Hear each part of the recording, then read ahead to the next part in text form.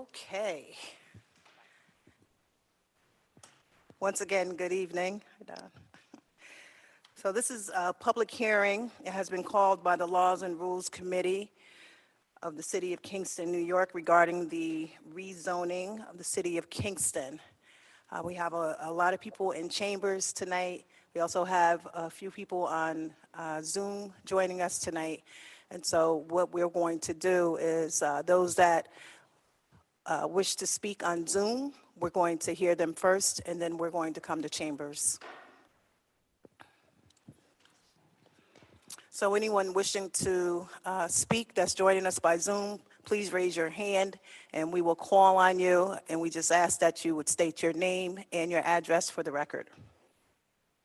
Everyone wishing to speak will have 3 minutes.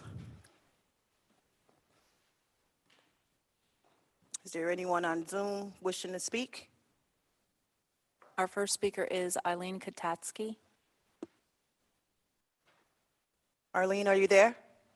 Yes, I hope you can hear me. We can hear you. Great.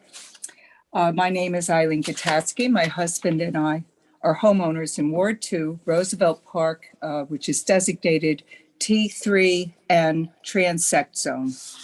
We have concerns regarding the form-based code. And first, I realize there have been a fair number of meetings online and in person. However, the average homeowner still knows little about the proposed zoning change. Outreach and education in the form of a direct mailing should have gone to every resident and property owner in the city.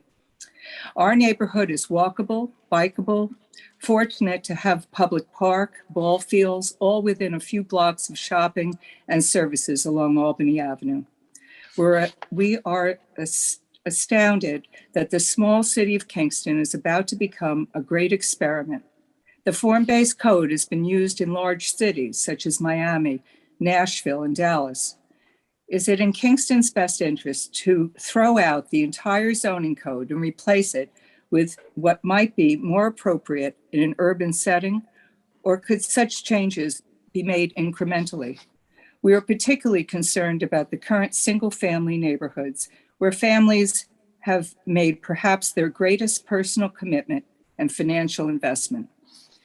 Their expectations were for continuity, not a mashup of housing types like small multiplex with up to 6 units, no limit to the number of bedrooms, or cottage courts with up to 9 individual buildings and corner stores with offices and apartments on the upper floors, just to name a few.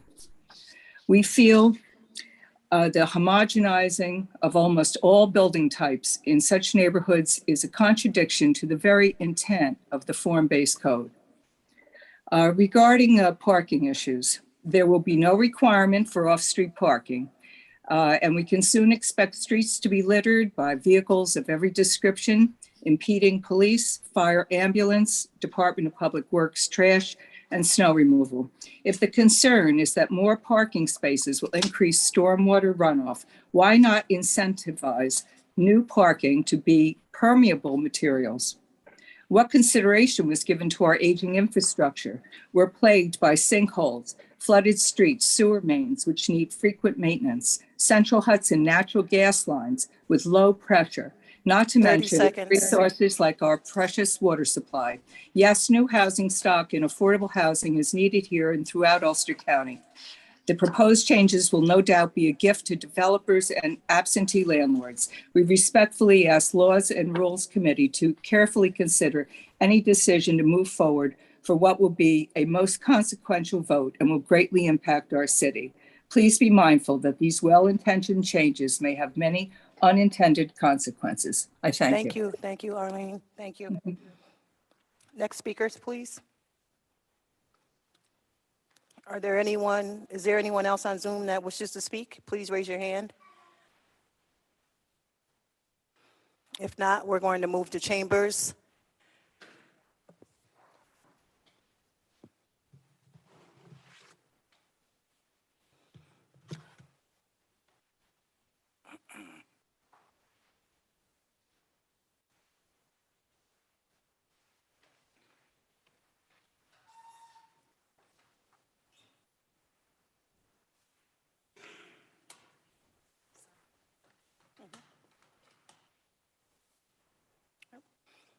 First speaker.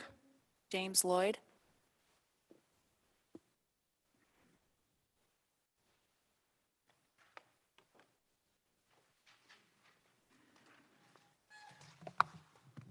Good evening.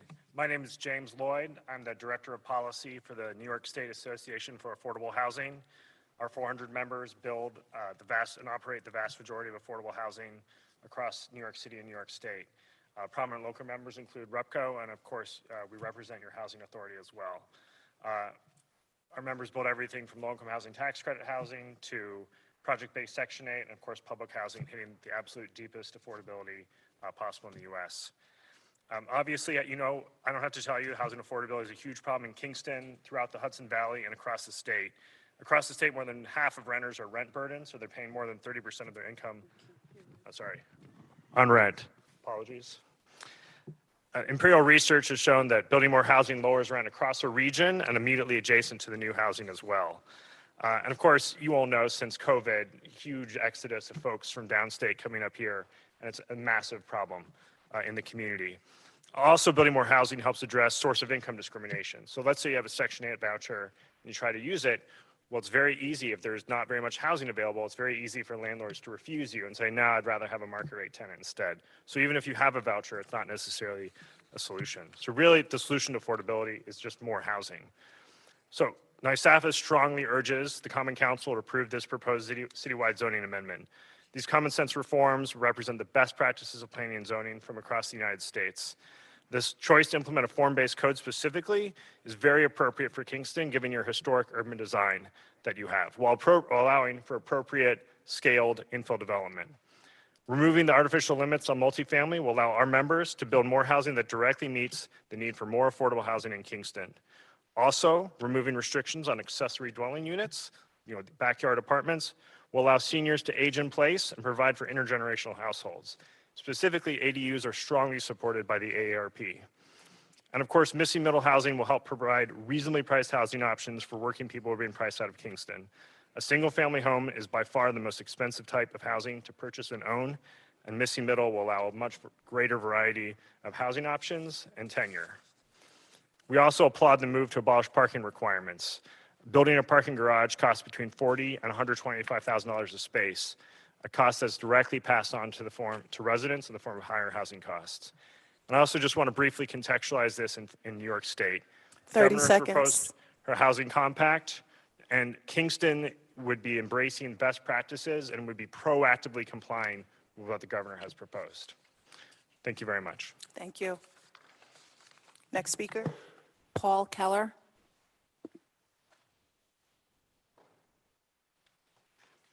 Thank you. Good evening, I'm Paul Keller. I live in Lounsbury Place in Kingston. The proposed code has merit, but there are several areas which require re-examination. I'm asking you to do that this evening.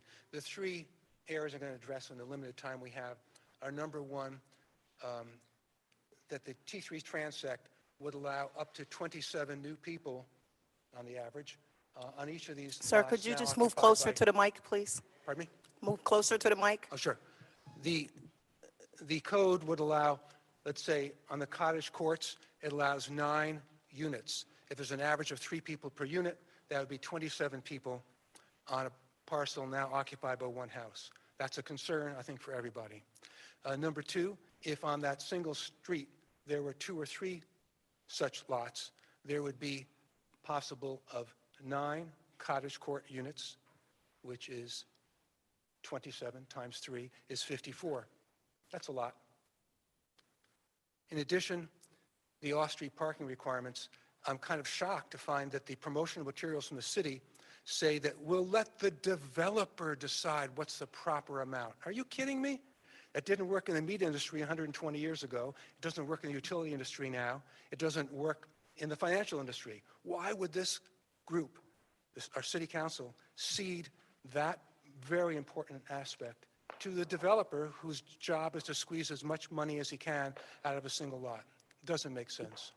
Finally, the convenience store, which is promoted under this as this is the way it used to be before zoning. Well, a lot of things used to be that way before zoning. You could have a slaughterhouse next to a school. You could have a saloon next to a church.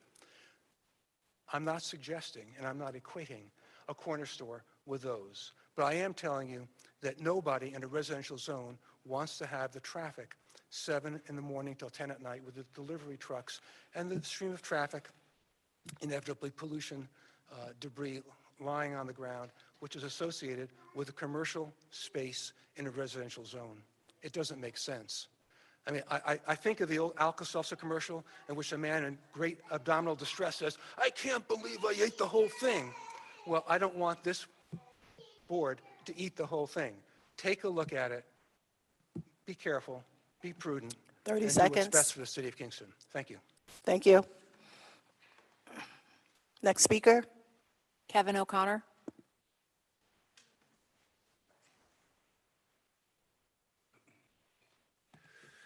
Good evening. My name is Kevin O'Connor. I'm the CEO of Repco, located in Uptown Kingston. I want to thank the Common Council for undertaking this work. First time since the 1960s that we've considered changing our zoning, and all the citizens who have participated. We are experiencing a housing crisis. We do not have enough housing across the board. We don't have enough supportive housing, enough homeless housing. We don't have starter homes for home buyers. We don't have different forms of housing or tenures of housing. Where can you go when you decide it's time to sell your single family home? We don't have condos. We don't have enough various types of housing in this community. It's time to leverage our collective investment in the city's infrastructure. We have built the roads, the water, the sewer, the sidewalks, broadband, transportation. We have amenities and jobs. It's time to increase our housing density to increase disposable income and support our small businesses and mixed business districts. It's time that we mix our uses and create forms that we prefer, that we allow for duplexes and triplexes and mid-rise buildings, and we allow for accessory dwelling units. Let's get serious and start building housing.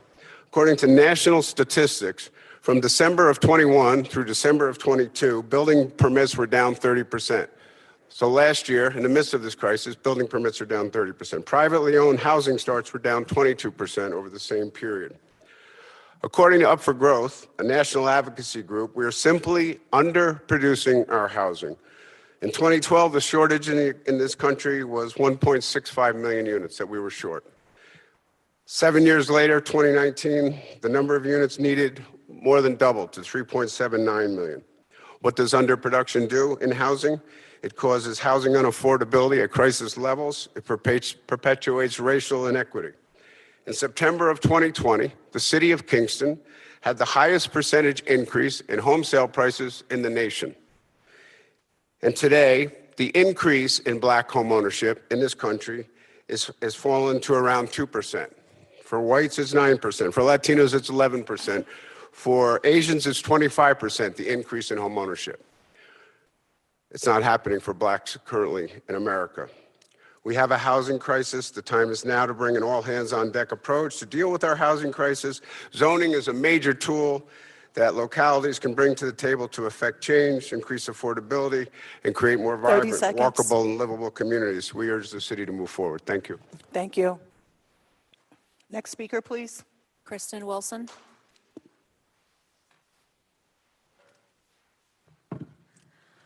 Good evening, members of the council. My name is Kristen Wilson, and I'm a resident and homeowner of a duplex with an affordable unit at 66 Ravine Street. And I came here tonight to express my support for adoption of the new form-based code. And at the core of my enthusiasm for this code is that it will create in the future a city that values equity and supports people from all backgrounds to coexist and thrive together. The code manages more what our built environment will look like than what the people look like in our neighborhoods. It'll encourage economic and racial diversity. And when we dream about neighborhood character, let's envision the architecture, the access to small businesses and shopping, the walkability. It's a vibrancy and diversity rather than whether so-and-so who lives across the street makes a certain amount of money. With this code, we can create more housing units for people, affordable housing units from various income levels, and it removes many of the barriers to affordable housing development and opens up more land throughout the city for the creation of multi-unit housing. Not everyone can afford or wants to live in a single-family home that may have high maintenance costs or energy costs. So, for example, an older person, maybe they like to live in the neighborhood where they've been living for 50 years in a single-family home, but they can't manage their single-family home anymore. So maybe they could move to a small apartment complex or a cluster of small one-story accessible homes or an accessory dwelling unit. Maybe a young family would like to try out a neighborhood before they buy a single-family home, so they could afford something smaller in that neighborhood. This code allows for more diversity in housing types throughout Kingston. The last thing I want to say is that as a member of the Complete Streets Advisory Council and a former manager of several Kingston transportation projects, I think the guidelines for the streets will help the engineering and DPW build out a more walkable, bikeable, and street-friendly city that so many of us envision.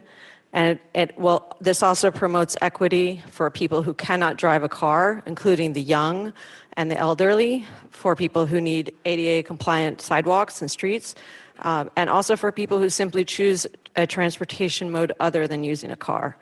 I hope the Common Council will choose to adopt this new code and take this giant leap towards creating an equitable and diverse city where all are welcome. Thank you. Thank you. Next speaker, please. Don Tillerman.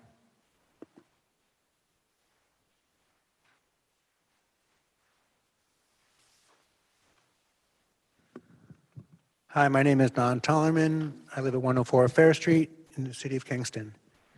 So I'm here as a business owner. I own several businesses in the city of Kingston. And as a business owner, I want to speak in favor of this code. I think it strikes a great balance between providing for housing, for new housing, and on the one hand, and on the other hand, to encourage development, to encourage infill construction. I believe that this city, that we have to remember we are a city, and that part of a city, part of being urban, is diversity of housing, diversity of people, a walkable, a bikeable, a vibrant city. And my experience is that more density is a good thing, and that this code will encourage more density, more building, especially in our downtown, in our 3 downtown areas. But I believe that the form-based will make our city look, honor its heritage, make it a more interesting and vibrant place.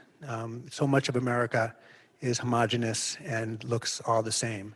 The city does not suffer from that, but could. And this zoning code will help us realize, some of our history and give real thought into what is built. So I think, I want to just say good work to the housing department and to City Council for guiding the zoning process. It seems to me to be a nice balance. So thank you very much. Thank you. Next speaker, please. No Dell Sid.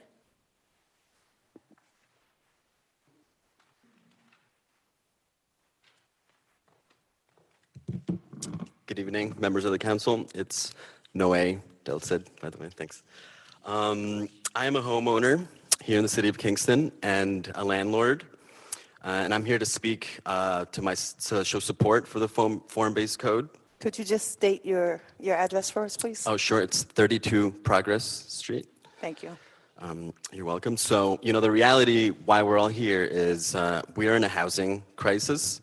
I think it's a simple supply and demand issue. Kingston has become a very desirable community. It's a great place to live, filled with great people. And there's more people that want to live here than there are actual units. I have an example that I had a apartment recently for rent, 2-bedroom apartment at $1,250, and I listed it online. Within 2 days, I had 200 people interested in it. Within 5 days, I had 300 people interested in it.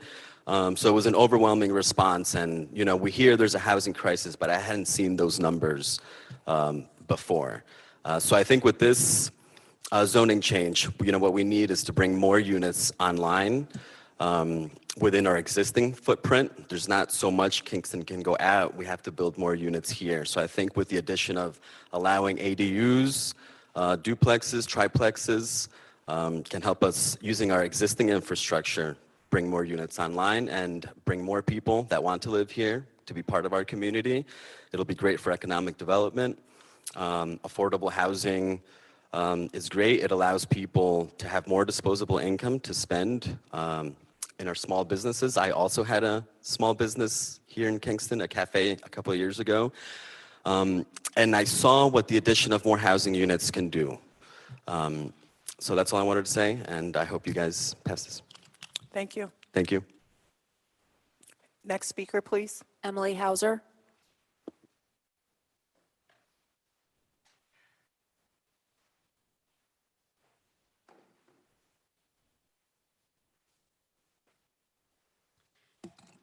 Thank you. I'm Emily Hauser.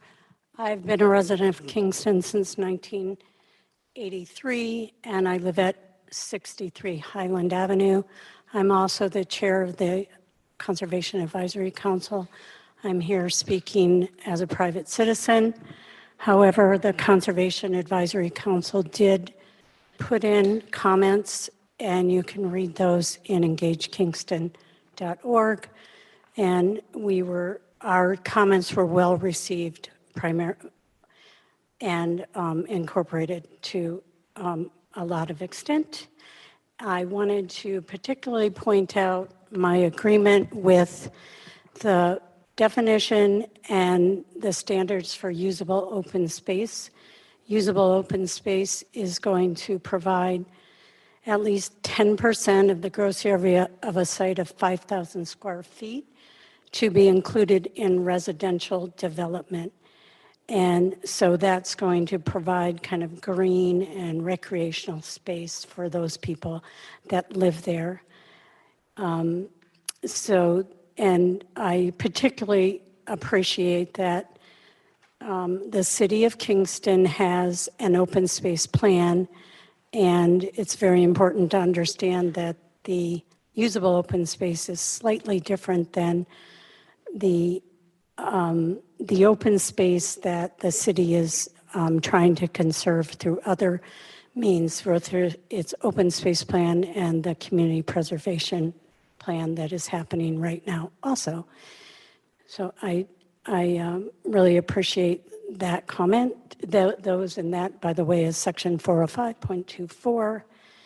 And I also wanted to speak on the 405.15, which is a waterfront area, especially the call for public access, which is on page 4.35, and the requirement, if it's possible, to use nature-based shoreline protection instead of vertical bulkheads when possible in the waterfront area. I feel that the form-based code, I mostly have looked at it from an environmental perspective. 30 seconds. And so I would just say that I feel that it does a lot to make sure that our open space is preserved, that there's more trees and walkable communities and streets that are friendly to pedestrians. And this all contributes to both the health and the public good of the community. Thank you.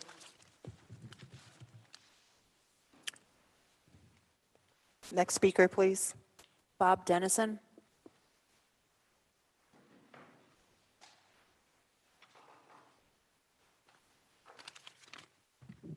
Hi, good evening. My name is Bob Dennison. I live at 122 Wilson Avenue in Roosevelt Park. And I'm rising to endorse the code. I think it's important that this committee move it forward from a couple of perspectives. One is the Complete Streets Advisory Committee, upon which I serve, reviewed the code, made comments on earlier drafts. The comments have been incorporated, and I believe that the code significantly changes our street standards in such a way that our streets will be more usable by everyone, including pedestrians and people that are handicapped, which is an important element of moving the city away from being car-centric, which the 1960 code kind of drives us into, and that's really not where we want to be today. The other point I want to make is I'm a board member of the Kingston City Land Bank, and we are experiencing, as we all are, the shortage of housing in the city. It's an important issue. We really need to do something about it. I agree with the prior speakers who talk about increasing the stock of housing. Any way we can do that, and I think the code does that in a reasonable and responsible way. So I would encourage the committee to move it forward. I think it's a big improvement over our outdated 1960 code. Thanks. Thank you. Next speaker, please. Bartek? Sarah Jones.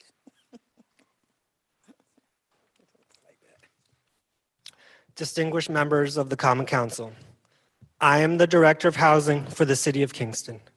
I came into this role 1 year ago knowing full well the enormity of the housing crises that we face and the need for swift action. Yet, I believed in the capacity of this government and the resolve of our residents to come together to support the reforms needed. This is why I want to speak tonight as a father of 2 children, a 3-year-old daughter and a 5-year-old son, who I want to have the same opportunity to live in this great city. The reforms proposed in this zoning code are proven, reasonable, and based on extensive public input. Our current zoning laws prohibit the construction of relatively affordable homes, duplexes, triplexes, quads, and larger multifamily units on 78% of residential land. Let me repeat that. In the year 2023, in the city of Kingston, 78% of our residential land is reserved for single-family homes. Even in the remaining 22%, onerous regulations often make any kind of multifamily housing legal only on paper. It is widely recognized that zoning laws that ban anything but single-family homes artificially drive up prices by sharply limiting the supply of housing.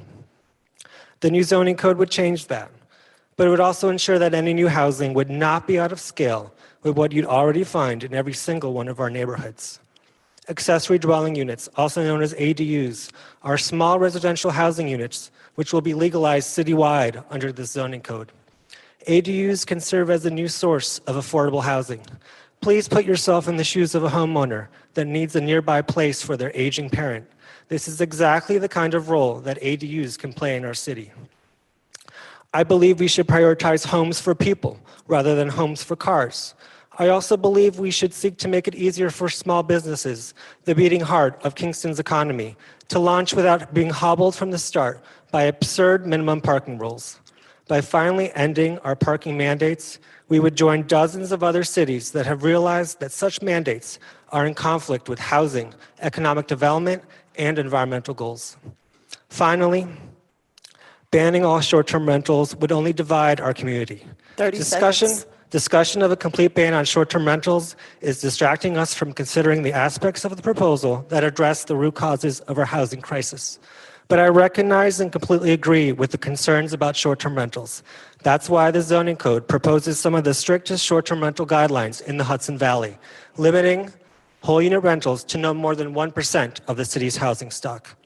If we truly believe there's a housing crisis, and if we believe housing is a human right, let's tear down the walls that we don't see and legalize affordable housing. Thank you, but before you leave, could you just please state your last name and your address for the Bartek record? Stardai, 354 South Wall Street. Thank you. Next speaker, please. Aaron? Okay, thank you. My name is Aaron Chilowicz. I live at 75 Madison Avenue. My name is Aaron Chilowicz. My fiance and I live in Roosevelt Park in Kingston's 6th Ward. I am an urban planner by education, and I work professionally in subsidized housing development. But I speak today as a resident and as a homeowner in Roosevelt Park, one of Kingston's single-family neighborhoods. I am here today to say with no hesitation that my neighborhood would be better if a wide range of new housing, including ADUs and small multifamily developments, were allowed to be built next to single-family homes, as it would be under the new zoning code. As someone who follows urban economic research, as someone whose career is focused on developing affordable housing, as someone who lives in a single-family home, I fully support the new zoning code. More neighbors are good neighbors. As prior speakers have noted, Roosevelt Park has wide streets, ample parks, and easy access to commercial areas. I want to share that bounty with more people, with more Kingston residents. As has been said multiple times already tonight, Kingston, like most cities in this country, needs additional housing. New housing brings down the price of housing overall. New housing means less competition for a small number of available existing units, which means more housing available for low-income residents. If passed, the effects of the new zoning will take time to realize. There'll be fights over new luxury housing, fights over ADUs, there'll be fights over new affordable housing. There will simply be fights because new housing involves change. While there may be vocal opposition to this measure in single-family home neighborhoods like mine, those opponents are not representative, and I ask that you lend your support to this proposal. Thank you. Thank you. Next speaker, please. Leo Shipp.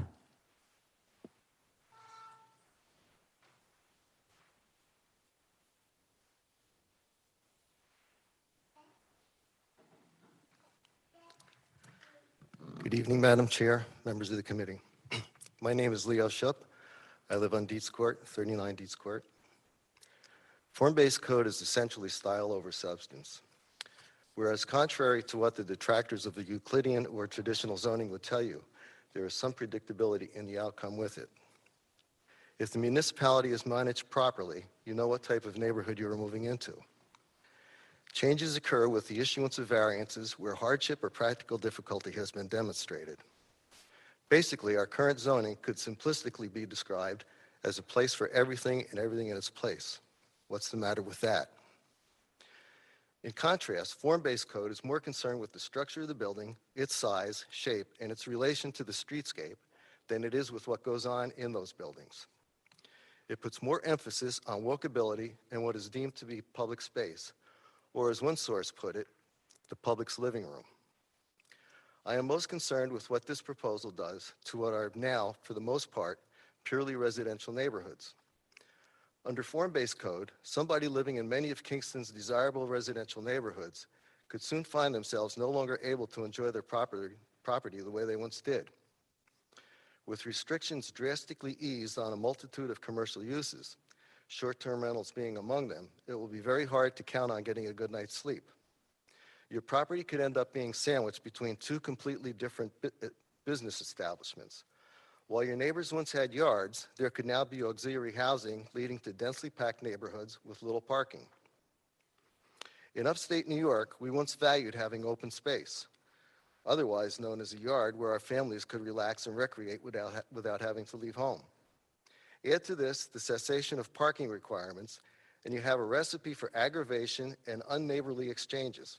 Quality of life in the city would be greatly diminished. I am not in favor of narrower streets, and I do not believe most people necessarily want to trade the quiet character of their neighborhood for a 10 or 15-minute walk to some shops. This is the Northeast. The weather is foul, the sidewalks are terrible, and I doubt many of these shops could survive without trying to draw customers from outside the neighborhood, increasing vehicular traffic and its associated problems. If I wanted to live in a place like Brooklyn, I'd be there now. Let's have some common sense and show a little deference to the hardworking people who keep the city afloat. This has the potential to fundamentally change the city forever. Through my experience on Kingston's ZBA, I have found that most people do not have a good understanding or appreciation of zoning and how it can have a profound effect on your day-to-day life. My suggestion would be to not implement the form-based code, but maybe identify some areas of the city that need help and tailor something to them and amend the existing code. Finally, the development and infill that is bound to result from this new code implementation will doubtless put great strain on our existing infrastructure and services. Thank you. Next speaker, please. Lissa Vanderbeck.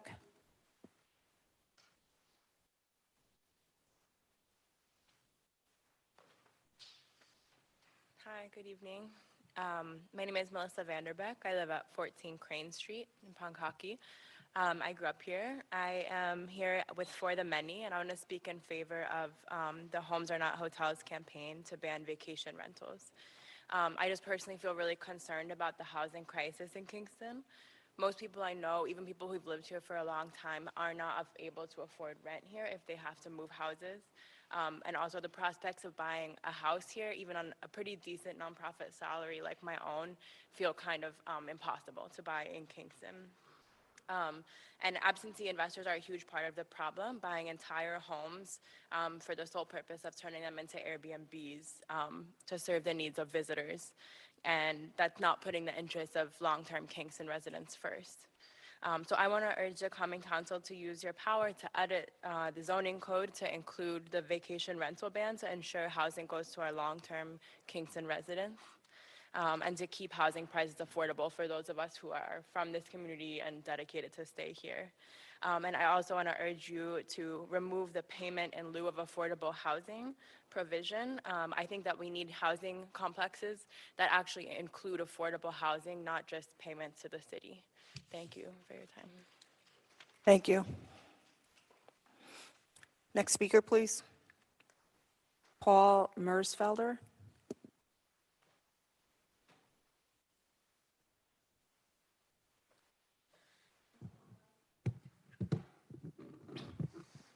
How's this? All right, everyone. Thanks for having me here. My name's Paul Mersfelder. I am a member for the Many, and I live at 168 Washington Avenue, where I've been a homeowner for about 5 years. I, like Lissa, am here in support of banning vacation rentals where the host does not live on the property. I'm also a landlord myself. I have a 1-unit apartment in a carriage house on my property. It would be a pretty sweet Airbnb, but instead I choose to rent to long-term tenants at an affordable rate because, as you all know, we are in the midst of a housing crisis. My first tenant was someone who could no longer afford to live in her current apartment here in Kingston, someone who has a good full-time job but was struggling with student debt. My second tenant is a friend who could not find anything affordable in this area, even though she's working here in Kingston, and was very strongly considering moving elsewhere if nothing was available. And then I'll just say lastly that we recently had a new staff member who wanted to live here in Kingston, but couldn't find anything affordable and now is living elsewhere. So we're losing good people in our community because of our housing crisis. We all know that that's sort of the state of play right now, and it's really up to this body to do everything in its power to address that problem. As it's written right now, the code would allow likely over 100 Airbnb units here in the city. I know that's just 1% of the housing stock, but for context, currently, according to like industry websites, there's only 75 available long-term rentals in this entire city. So you do the math and tell me how that works. The code, as written, essentially keeps our city open to absentee investors and allows them to buy up the precious little housing that we have here in the city and post those online as Airbnbs for people who don't live here, therefore taking them away from our community members. So I'm very strongly urging the Common Council to use the power that you have to edit the zoning code and include the vacation rental ban and to free up our housing for the long-term Kingston residents who are already here and want to move here and ultimately keep prices down for everybody. Lastly, I have heard a lot of people here advocate for building more affordable housing. I totally agree with that, and that's why I think the council must remove the payment in lieu of affordable housing provision, make sure that large housing complexes in Kingston are actually building the housing that our community needs. So thank you very much for your time. Thank you. Next speaker, please. Elena Perry.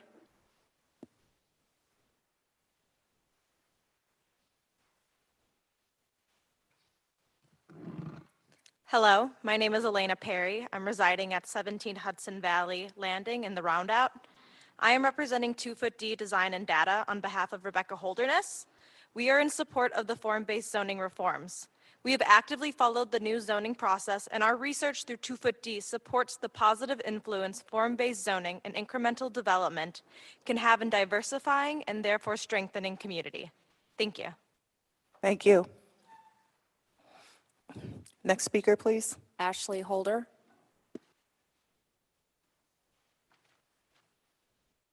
Hi, my name is Ashley Holder. I live at 297 Hasbrook Avenue. I'm a renter. I'm here to speak to the affordability crisis here in Kingston. First, I want to say that the Common Council must remove the payment in lieu of affordable housing provision to make sure that new large housing complexes in Kingston actually contain affordable housing. Second, I'm here with For the Many to support their Homes Are Not Hotels campaign to ban vacation rentals.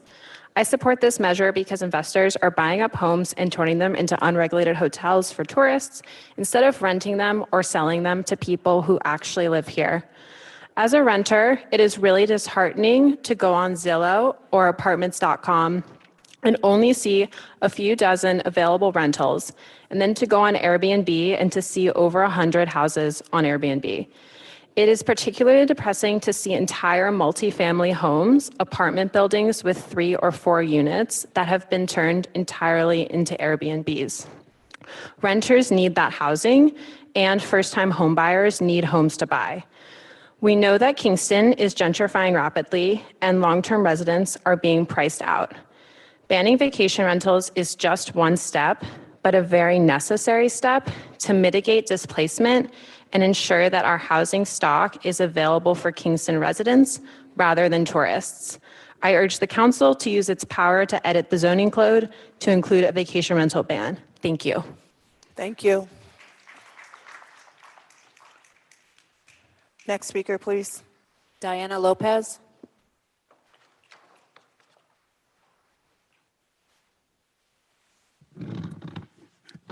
Hi, good evening. My name is Diana Lopez, and I live at 38 Stefan Street.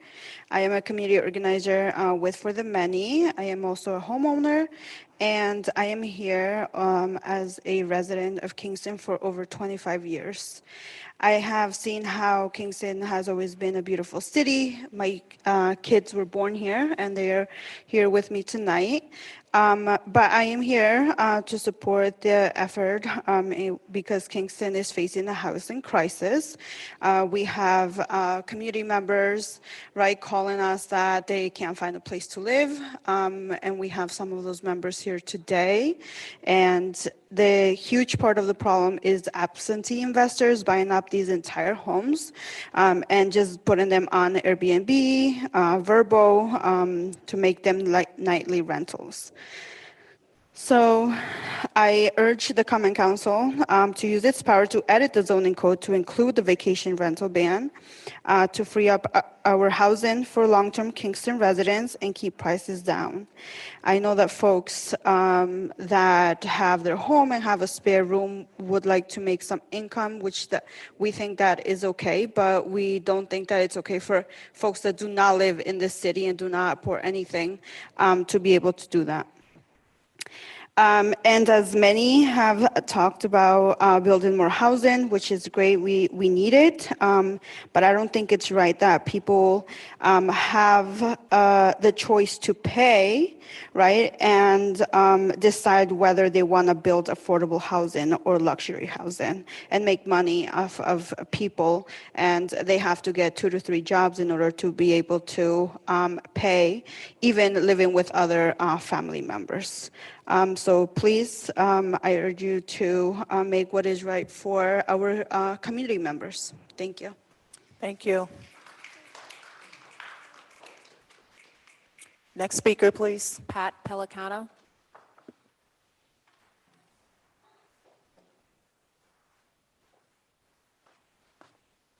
Hello, good evening. I'm here as a renter in Kingston. You know, not so many people speaking tonight are renters. I think that sort of speaks to the accessibility of the new zoning code. There's a lot of homeowners here. Based on, you know, current projections about the way like minimum wage is going, I will never be able to own a home in Kingston. It's just not going to happen. And Zillow came out with this ridiculous study about how minimum wage, you need to have either 4 roommates or like have, no, like 3 roommates or 4 jobs, something absurd in terms of like longevity, right? So I don't really know how, it sounds like a lot of people are interested in building affordable housing, and that's great. And, you know, banning vacation rentals, that sounds cool too. But I think there's an issue with communication. I don't know how, outside of these 2 things that I've heard, you know, every time I come to these meetings, it's not being communicated to the large community how changing the zoning is actually going to help renters. It seems like we're just seeing how homeowners and other rich people are going to be able to profit most, or, you know, maybe a little bit less off of housing in Kingston. And, you know, and if housing is a human right, as I believe and many others believe, then I don't know how retaining the zoning code for short-term rentals as it is on the, you know, in version 3 really stands to do that. You know, some people have talked about how changing the zoning might be, it's an experiment in Kingston. Another experiment is just banning vacation rentals. You know, think about that. It's like if the owners are forced to put them on the rental market, they're still going to make money off of it. But like that other gentleman said, you know, he could be making a killing off of you know, putting on a STR, but instead doing a more humane thing of, you know, renting it at a somewhat reasonable price. Yeah, I think that's it. Anyway. 30 yeah. seconds. Thanks anyway. Thank you. Next speaker, please. Tasika de Rosalia. Good evening, Common Council. I am an owner in the city of Kingston at 114 South Manor for the last 25 years, and I'm the Director of Property Management at RUPCO. I'm here today to represent both and to speak on behalf of approving all of these changes. First of all, city is an inhabited place of greater size, population, or importance than a town or village. And with that becomes a greater responsibility to our residents. I moved here 25 years ago intentionally from a small town once I had children because it was very important to me that they grew up with diversity. That is what this city represents. And right now, our housing crisis does not allow for that diversity and equality for all. And that is unacceptable. We've gone from getting maybe 20 affordable housing rental applications in a week to getting upwards of 40 in a day because the housing crisis here is so bad. I've raised 4 children here, and over the last number of years, I've had to watch my children lose their friends moving to other areas or having friends who are living for years in hotels. That is not acceptable for the children of our community. City is where there is infrastructure. It's where our hospitals are. It's where our doctors are. It's where our public transportation is. Not everybody has money for a car. Not everybody has the ability to drive. By restricting housing in the city of Kingston, you're restricting people's ability to have their basic human needs met. Also unacceptable. We talk about building jobs and revenue in the city of Kingston, but you can't staff those if you don't have housing for the people that you need to bring here. City involves housing. Housing is a human right, and that is a responsibility. People have to come before profits, and that's what we're asking you to do by approving these. Thank you. Next speaker, please. Neil Kepler-Ogman.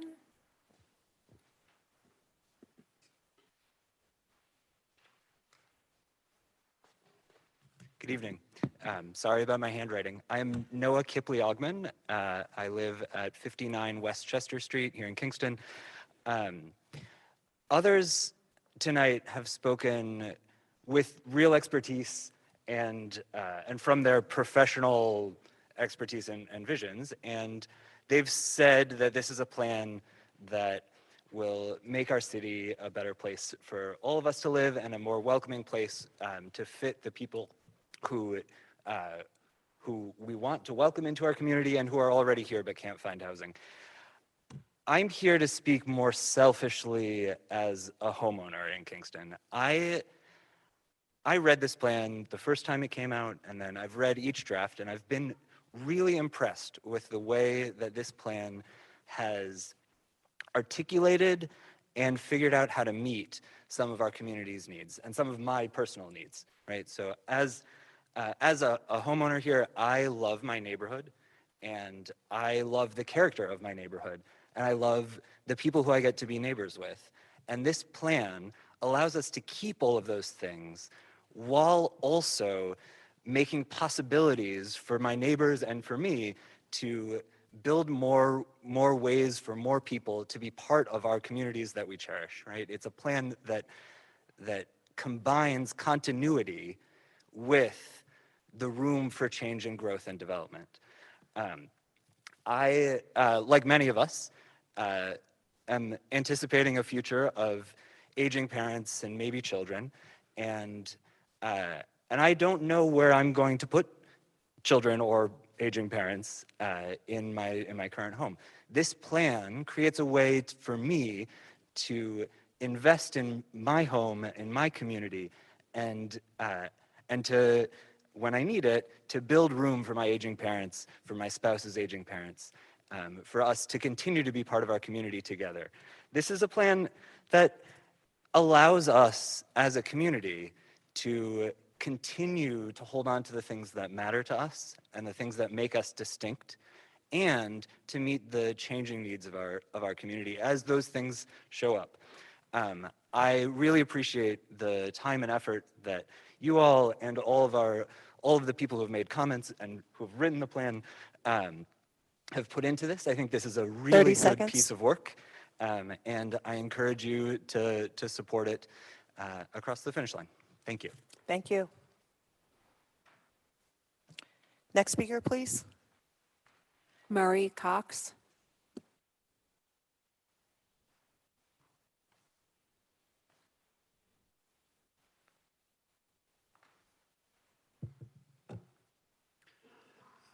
Good evening, everyone. My name is Murray Cox. I live at 52 Courtney Avenue in the city of Newburgh. In 2015, I founded a project called Inside Airbnb. This project collects data on Airbnb in cities around the world. And since then, I've worked with cities around the world studying regulations, short-term rental regulations, enforcement, and policy. I helped write New York City's most recent regulations, which were passed 42-5 in 2020 and about to go into effect, which enforces an existing ban on unhosted short-term rentals. I wanted to comment about the proposal in Kingston's plan to allow 1% of Kingston's housing to be used by non-residents as full-time short-term rentals. In my experience, all cities serious about the impact of short-term rentals on housing have restricted short-term rentals to primary residents, or more specifically, they've restricted unhosted short-term rentals.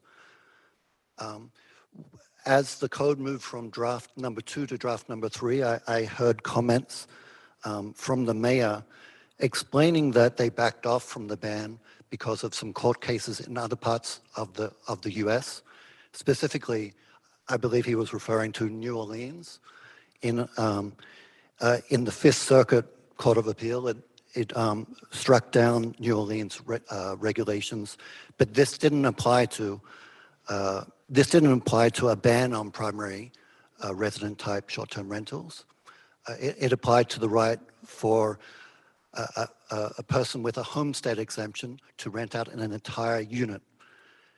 A better example would be the case of Santa Monica, where they have a ban on short-term rentals, which survived appeal in the Ninth Circuit, including a request to ask the Supreme Court to strike down the appeal, and the Supreme Court sided with the city of Santa Monica and their ban. And therefore, I think the 1% cap, it really just allows more than 100 units of housing to be taken off the market. Other aspects of the code, I think you should consider requirement for platforms to share data with the city, and also platform accountability so that 30 seconds. So that platforms will only be able to list short-term rentals that are registered. This will make it very easy to enforce your future regulations. Thank you. That's all I have to say. Thank you. Next speaker, please. Bravin Ranga.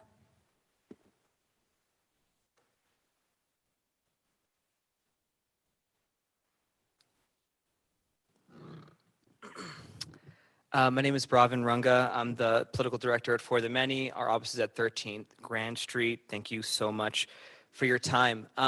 All of the speakers today have spoken to the scale of the housing crisis in Kingston, and we speak with folks every day who are being squeezed out of their homes or can't afford a first home to buy and are being forced to leave the city. And one of the most significant reasons for that is that wealthy investors, all of whom own multiple homes, many of whom don't even live in the city, and none of whom live on the property, buy up entire homes and use them exclusively as Airbnbs. These non-owner occupied short-term rentals or vacation rentals for short drive up prices, they harm the character of residential neighborhoods, and they take housing stock off of the market, making it harder for Kingston residents to find a place to rent or a home to buy. Last year, in fact, the comptroller of Ulster County released a report that described the detrimental effects these have on housing affordability. And we decided to launch our Homes Are Not Hotels campaign to address this issue through the zoning code, and not to push for a full ban on Airbnbs. We want people to rent out a spare bedroom in a home that they live in, but to ensure that our housing stock is reserved for people that actually live here in the city of Kingston. And after speaking with short-term rental regulation experts from around the country, we found that the strongest regulations are simple and require the owner to live on site. And we were told over and over that if you make the regulations too complicated or create loopholes, they will be exploited and taken advantage of by hosts and investors. And we were thrilled when in the second draft of the zoning code, that vacation rental ban was included. But after immense pressure from investors and Airbnb hosts, this critical ban was removed from the zoning code, and it was replaced by a well-intentioned but overly complex patchwork system that creates 3 different types of permits and allows up to 100 non-owner occupied short-term rentals in the city of Kingston. And even if these regulations are perfectly enforced, that's 100 units that are completely off of the market for Kingston residents. And 30 these seconds. proposed regulations can and will be exploited and won't effectively curb the issues of short-term rentals. This council must exert its power in the zoning code process to include a ban on non-owner occupied vacation rentals in order to make these regulations effective and preserve our housing stock. I'll just conclude by adding that ultimately, short-term rental regulations are preventative. They will preserve our housing affordability and housing Thank stock you. for future generations. Thank Thanks you. so much.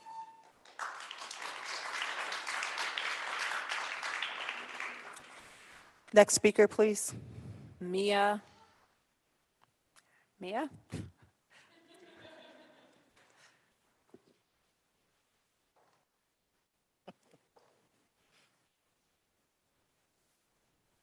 Good job with the first name, which is also hard. It's Mia Inouye, and I live at 318 Hasbrook Avenue, and I'm here tonight to ask the council to edit the zoning code to ban vacation rentals, and also to remove the payment in lieu of affordable housing provision to make sure that new large housing complexes that are built here actually do contain affordable housing.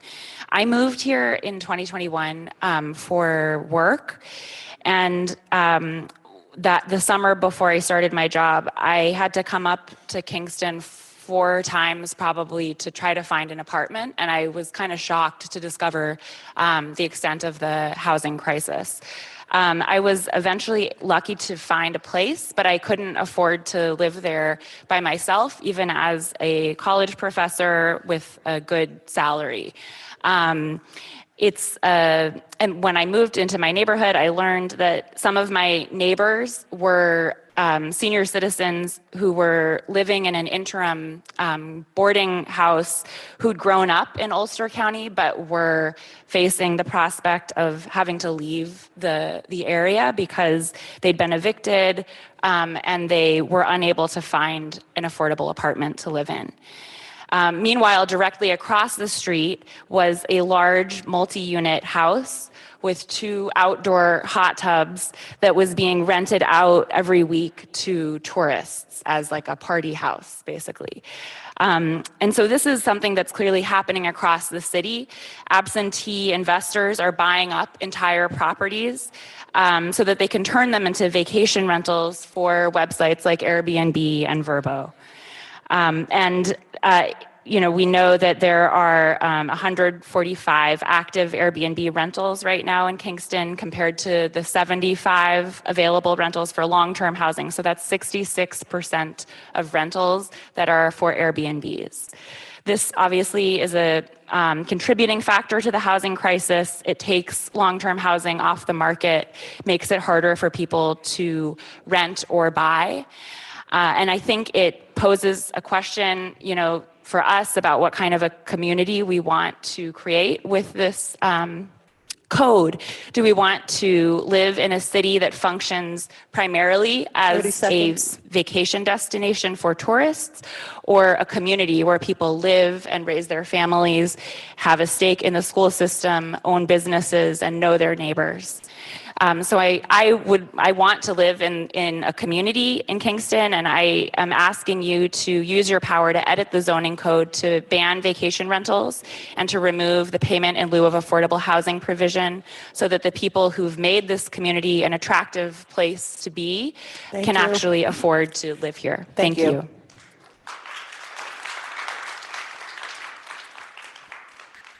Next speaker, please. Kwame Holmes.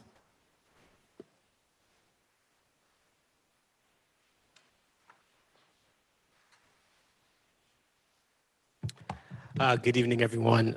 Is that better? I'm Kwame Holmes. I'm a resident of Kingston at 318 Hasbrook, and I'm here in support of the ban on vacation rentals and short-term rentals, as well as the elimination of the payment in lieu of affordable housing provision, and also the freeform code. I'm also here as a historian. I just wanted to offer up some boring professory historical context, which is that when city leaders created the first zoning regulations at the end of the 19th century, they were codifying into urban policy the stigmatization of racial and ethnic minorities. Our now universal belief that there's something wrong with the proximity of, say, a slaughterhouse and a church, as was mentioned earlier, actually emerges from the surveillance and stigmatization of Chinese immigrants, Black Southern migrants, Orthodox Jews, and other impoverished communities. So whatever the material impact of freeform code on housing and rental prices may be, each city that undoes this kind of traditional zoning policy strikes a blow against those exclusionary practices and those exclusionary values. But we can't sort of stop there. The council needs to also use this opportunity of remaking the zoning code to empower residents, and especially tenants, to participate in the enforcement of the short-term rental ban and to advocate for their own health and safety through the enforcement of building codes in the city. Our city leaders consistently compel citizens to participate with police in the war on drugs. This council should also empower citizens to partner with the buildings department to report on landlords who are engaging in suspicious Airbnb activity, but also who fail to engage in the kind of maintenance that can keep the home free from mold and other harmful air pollutants. On its own, the freeform code cannot solve the affordability crisis, but I hope its passage will encourage more Kingston residents to join a fight for universal shelter and safety that we can't afford to lose. Thank you. Thank you. Next speaker, please. I think that's all we have that signed up in chambers. Is there anyone else that would like to speak? Yes. Okay, so I saw a few hands go up. I'll tell you what, we have one person online that would like to speak, so we're going to go back to Zoom and then we'll come back to chambers. Meanwhile, can we just get the list? Maybe we can have.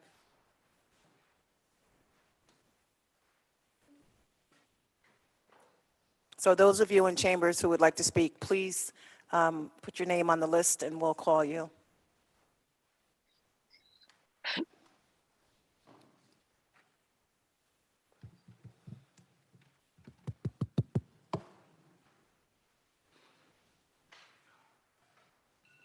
Let me know if you can hear me.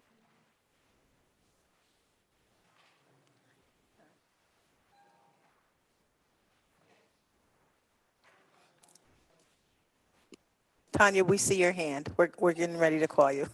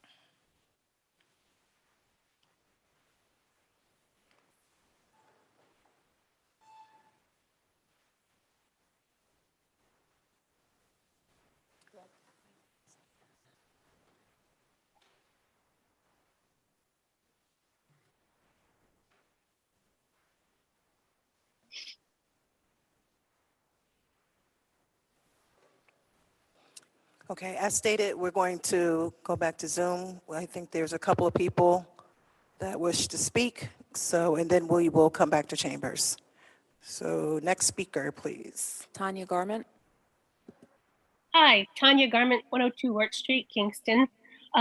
Zoning in the United States was a response to the Industrial Revolution. It was about keeping slaughterhouses away from homes. The 1916 code for New York City that dictated that skyscrapers needed to step back at the top so that light could still get down to the street was very much a form-based code. The early zoning codes were really form-based codes that had some use restrictions as well. Before zoning could really become something that got a predictable result that was really understood, it quickly moved into a use-based zoning. And REPCO did had a really good author, The Color of Law. Richard Rothstein came and spoke at a REPCO presentation just about the same time that the zoning task force was starting to decide what to put in the RFP. And so a lot of people in Kingston were reading this book, and it really gave a lot of information about other things as well, other du jour decisions, regulations that the United States had that really were about separating people. It was a way, and that the zoning codes were a big part of that. In the city of Kingston, the 1961 comprehensive plan that was adopted in 1963 has language about that really, if you read it, you can see, like, well, we can see actually the results of it in Rondout, where buildings were torn down with the idea of suburbanizing downtown, and many people were just left homeless. I thank Bartek for pointing out that 78% of homes in the Kingston are reserved for only for people who can afford a whole house or are able to maintain a whole house. That's really not fair, and it's not fiscally responsible. These neighborhoods of single family housing have the same amount of infrastructure. All the same things need to be there. Street lights and lamps and paving and trees and sidewalks all need to be on blocks that have single family houses. We are subsidizing these. We need to be able to have the houses pay enough taxes. More units will allow enough taxes to cover maintenance and repair. 30 seconds. And then this and other things will support more walkability in the city of Kingston. We all have times in our lives when we can't walk, or we're too young and we're too old to drive. Corner storage, street design standard, context sensitive buildings will lead to walking in Kingston being more useful, safe, comfortable, and interesting. Thanks very much. Thank you. Next speaker. Julian Lesser. Hi there, how are you? My name is Julian Lesser. I live at 97 St. James Street in Kingston. I'm speaking in support of the zoning code overall, and I specifically want to provide my support to the portion on STRs. I believe that STRs should be allowed in Kingston, and that the current zoning code that they're proposing doesn't allow enough for people who need STRs to supplement their income, and also have moved to Kingston, live in Kingston, and have built their life around the opportunity to rent their homes on short-term rental websites such as Airbnb and VRBO. I appreciate that people need housing, and that's why I am in great support of most of the zoning code. I believe that there needs to be more homes. There needs to be more housing opportunity so that we can welcome in all walks of life and to have everybody have housing. But also being able to create your own income streams and to be able to be the decision maker of the home you own and to be able to do with what you want with your home seems like a pretty straightforward right to request. It's the most equity most individuals have to their name. And if some people have moved here with the intention to take that and short-term rental it, and that's how they intend to support their child's future, they should be able to figure out how to do that. So I want to just voice my support for short-term rentals and that I do not believe that they should be banned in the city of Kingston. They are a crucial part of our city. SDRs are contribute economically, creatively to our community overall and to the energy and livelihood of our community. They're a right of home ownership and should continue to be a right of home ownership without interference. That's all I'd like to say. Thank you. Thank you. Is there anyone else on Zoom that would like to speak? Anyone else on Zoom that would like to speak? No? Okay, we're going to move back to chambers. Next speaker, please. Mara Warren.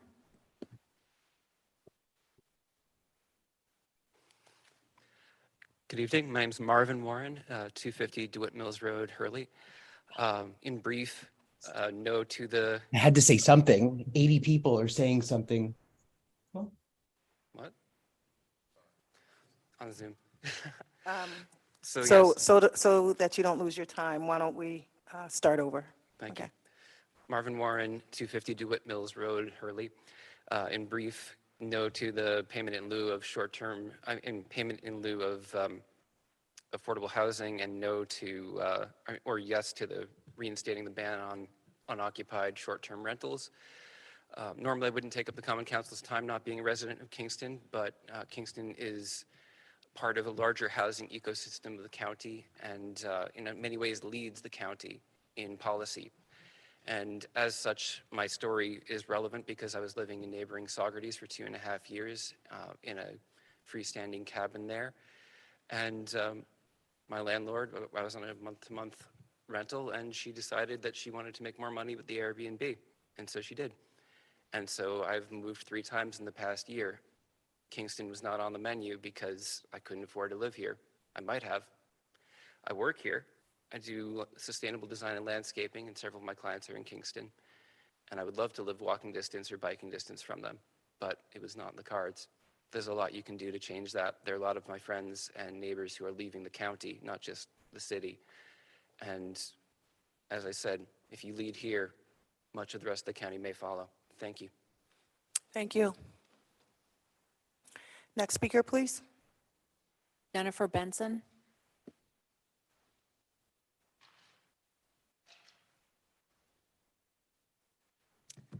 Hi, my name is Jennifer Benson. I live at 297 Hasbrook Avenue. I rise before you today to ask you to restore the short-term vacation rental ban within the code. I believe that it's imperative that we think about solutions across the board when we think about how to address the housing crisis in our community. I moved to Kingston in 2019. I originally moved to the Hudson Valley in 2015, basically a year after I graduated from college, to work at a nonprofit. And I have never had a harder time finding an affordable place to live. I have a college degree. I moved to Kingston to earn a master's degree at Bard College. And I watched friends of mine look for 9 months for safe places to live, continuing to stay in really perilous living environments because they couldn't find a place. And particularly as the pandemic began, I watched apartments that I had seen on Zillow and Trulia for rent be converted into Airbnbs, charging $400, $500 a night for an upstate escape. And in that vein, I wondered where our escapes were. Our homes are our sanctuaries. It's where we're supposed to be able to go to feel safe and to be taken care of. And instead, many people in our communities are finding themselves displaced elsewhere, having to relocate, something that I myself have had to consider over time. I also just want to raise that landlords can do really well for themselves renting to long-term tenants. Just doing some quick back of the napkin math, where I was living in 2022, my landlord earned nearly $58,000, and actually more than that because I was conservative in my estimate, in rental income last year. That's more money than probably about 80% of his tenants earn on an annual basis. That's out earning a huge proportion of the people that live in Kingston just on rental income alone. So it's not like you need to be an Airbnb owner to earn a rental income in this community. And I also wanted to ask you to remove the 30 payment seconds. in lieu of affordable housing as an option. We need to force people to put in affordable housing and can't let people off the hook. Thank you. Next speaker, please. Cheryl Snyder.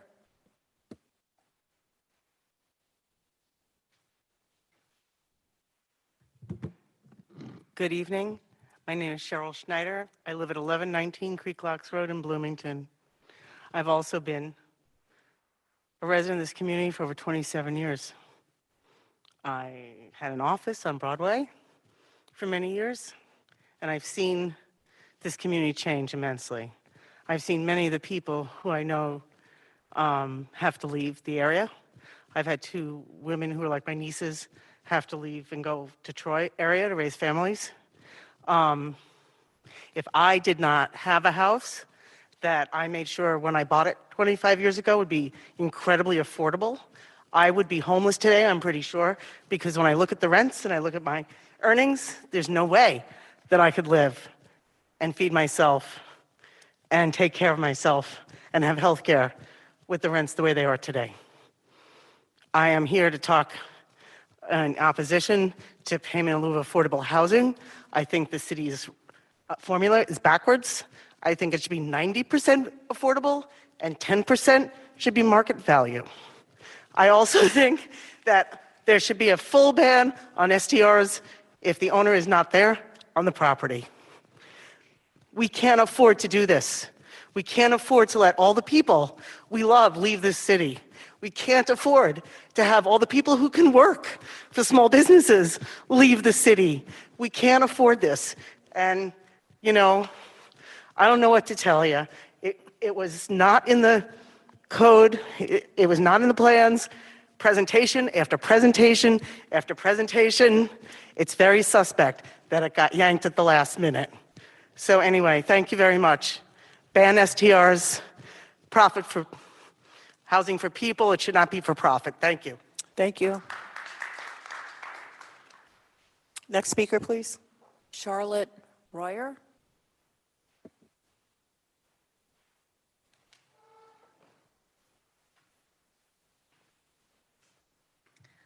Good evening. Thank you, Common Council members. I appreciate that you're staying here a little bit later to hear everyone and that you've worked so hard to create a zoning code along with, experts and people's feedback. I know how difficult it is, the compromises that, you have to weigh and the different constituents that you're faced with. I have a few personal experiences. I think people have spoken to a lot of the facts and concerns. I am here as invoked by For the Many, but I'm also here as somebody who was displaced during the pandemic from the Hudson Valley. I've been displaced at multiple points in my life in spite of being a model tenant and a young professional. I have a successful career in the film industry. I'm a proud union member. It's an industry that continually brings more union jobs, good union jobs to this part of New York. But many young creatives like me have no hope of homeownership in the current housing crisis, much less being able to afford rent. I'm currently rent burdened. I've been taking on debt in order to stay in place in Kingston. I came here after my previous displacement in part because I saw a city that wasn't dependent on tourists. We support our own here. We support the small businesses, the people who live here. We have a thriving arts community, young creatives who are bringing creative solutions and lifeblood to the city. That's why people want to live here. And we're immediately being forced out by the rate of gentrification and the housing crisis. I know a lot of people have moved here, and I know of people who are investing in Airbnbs, but it's not sustainable.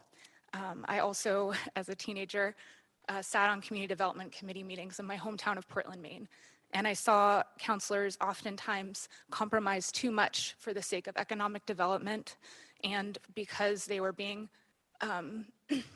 propositioned by landlords and other people who had a lot of money at stake. And they compromised too much and it destroyed our communities. All of the artists I know, all of the creatives, all of the people that grew up in my town have been forced out because of tourists and people who own second homes and rental, non-occupied rental units, short-term rental units like this, because stronger action wasn't taken. People will take advantage of the 30 loopholes. seconds. I have seen it happen in my previous hometown. We need to have strong, unequivocal protections. And I'm asking you, as a renter at 301 Housebrook, to please protect those of us who are here, who want to invest in this community and stay here for the long term. And thank you so much for the work you've already done to do that. Please continue and stay strong. Thank you. Thank you. And did we get your name correct? Yes. Oh, good. Next speaker, please. Anya V.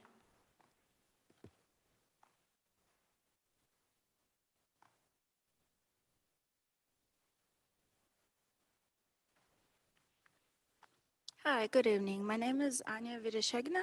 I'm a volunteer with For the Many, and I will start my testimony by sharing a personal story. So due to personal reasons, my mother and I can no longer live at my family house, and we're currently looking for a new place to live. We can barely scrape enough to afford the cheapest options available, but nevertheless, we've made multiple offers to multiple listings in this area. Every single one of our offers was outbid by more than $30,000, and some of our offers were rejected by those who can pay in cash. So who do you think is acquiring those overpriced apartments? Certainly none of us who are working class and live locally. After many rejections, we also decided to look into renting. So the average rent is about $2,000 a month, which is way more than what we can afford. And it was certainly way more than what our mortgage was calculated to be. Ideally, I would also even get a place of my own. No, I am a 23-year-old adult after all, but if my mom and I cannot afford to split rent together, I definitely cannot afford it on my own. Both of us also make above minimum wage and do not qualify for housing assistance either. So there is, as we know, a housing crisis in Kingston. And on top of that, and the reason we're all here today is that the rising popularity of non-owner occupied short-term rentals, such as Airbnbs, has only been making things worse during an already difficult time. There are twice as many Airbnb listings online as there are apartment listings. There are countless properties around Hudson Valley owned by landlords not residing here. Who saw an opportunity, to incur massive profits by purchasing real estate for the sole purpose of converting it into Airbnbs. The landlords of those vacation rentals like to argue that they bring tourism to Kingston, but let me ask you, where do you suppose the workers who serve the tourists are going to live? Additionally, have you noticed how many towns in Hudson Valley are starting to lose their character due to gentrification? Is that the price that you're willing to pay for the sake of tourism? The landlords have been enjoying many privileges of absent restrictions on what they are allowed to do, further contributing to the housing crisis that they enjoy making profits off of. So to solve this crisis, we need to make a compromise, and I'm here to present you with a choice. You can either do nothing and be the reason that the displacement of New York State residents continues until everyone eventually leaves the state, or you can use your power to make meaningful change. On behalf of myself and all the tenants who I had the pleasure of 30 working seconds. with during my time volunteering with For the Many, I'm asking you to edit the zoning code to ban non-owner occupied short-term vacation rentals and to get rid of the payment in lieu of affordable housing provision. This will provide the quick and much needed relief for Kingston tenants. Thank you. Thank you. Next speaker, please. Chelsea Villalba.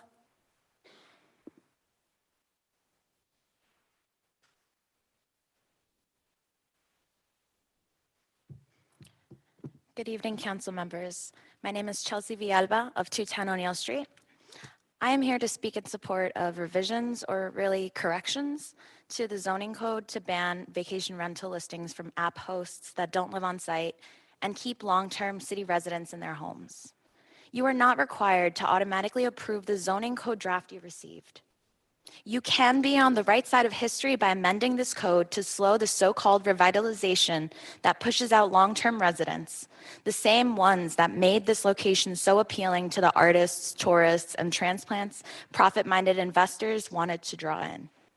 You can be an example to the rest of the Mid-Hudson Valley, state, and country by showing that putting people and communities over profit is the only way we survive the countless crises before us. As someone who has made a home here in the last few years after being gentrified out of my previous home, I appeal to your humanity. There are people sleeping on the concrete sidewalks of Broadway and Wall Street. I saw them there this weekend. If you look hard enough and care a little bit, you can see the faces of your neighbors that have been pushed out and cannot find stable housing. This is not to say that your action on this will solve the housing crisis, but it will be an important step in addressing it. Look into the faces of your constituents and make a decision to exercise your powers to support and protect the poor, the hardworking, and the many real humans that make this city what it is.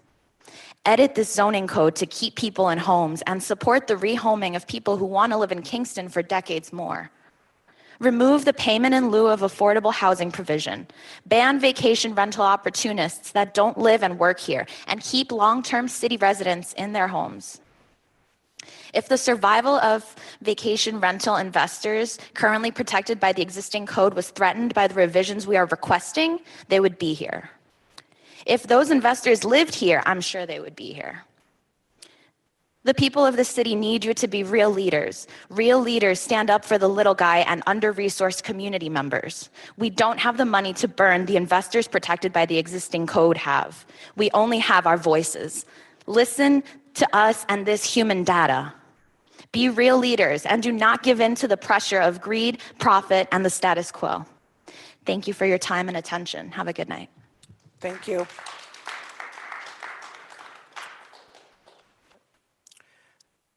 So it looks like everyone that wanted to speak has spoken. Is there anyone else that did not speak that would like to speak? Going once, twice, third, 3 times? Okay. Well, with that, we're going to end our public hearing. I believe the comment period will remain open until February 18th. February 18th. Okay. Just want to thank you all for coming out tonight, and we hope to see more of your comments, and we will take them under advisement. Thank you.